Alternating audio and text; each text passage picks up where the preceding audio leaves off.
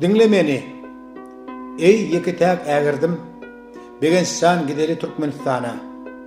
Baştan Togrolu ayrılık derdin. Begenç Mehmet gideli Türkmenistan'a.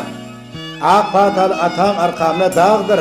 Şığırlam kalığında meyveli bağdır. Halkın hizmetine zekinin yağdır. Begençan gideli Türkmenistan'a. Yörmeli yat yurtta pikirde oydu. Kamgutlu qarratsak kiredi öydü. Koşkuları kaynadan ikimiz toydu. Begençan gideli Türkmenistan'a. Dünyanın hoş günleri bize bakıp dur. Ayrılık endi ruz canın yakıp dur. Akmal ordan koşuğuna kakıp dur. Begençan gideli Türkmenistan'a. Bugünümüz yat yurttu. Bollu kumanlı. İkimiz olalım devletli mahalli. Hem cennetli kanlı. Altın zamanlı. Begençan gideli Türkmenistan'a. Bir pentin menine pentimi alacak.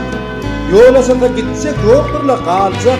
Beydip çıkmayacaksan için oğut alacak. İyisizlik içine hastalık kalacak. Begençan gideli Türkmenistan'a. Radıyla virüsün gittiklik ölmen. İkimiz umur şadlanman gülmen.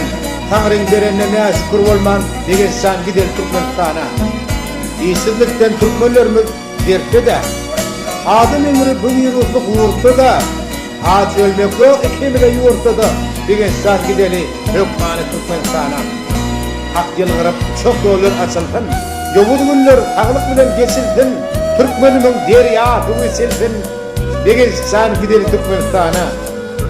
Ağırlık görülmedik yovuz belada. Sağlığımız gelecek için kalada. Dana diya dünyasıya yıkacak alada. Begençan gideli Türkmenistan'a.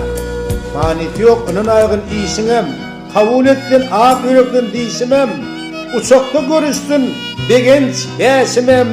Vakt bolli, begenç Mehmet gideli Türkmenistan'a. İnşallah da gideli.